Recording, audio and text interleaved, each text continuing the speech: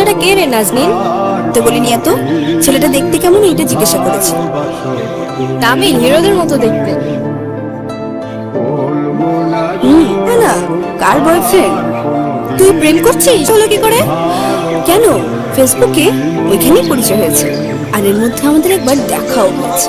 তুই এত দূর চলে গেছিস আর আমি তোর বান্ধবী হয়ে আজকে জানলাম। তা কোথায় দেখা করেছিস? আরে মা বাবা গেল না ফুপুদের বাড়িতে, তখন আমার বাসায় দুদিন ছিল। তোর তো অনেক সাহস বাবা, একবারে বাড়ির ভেতরে রেখেছিস। বাবু আমার মাথার দিক বেরোলো, এবার কান্নাটা থামাও। আমি লোককে বিশ্বাস করে তোমার কথা বলেছি, যেন আম্মা আজকে আমার গায়ে হাত তুলেছে।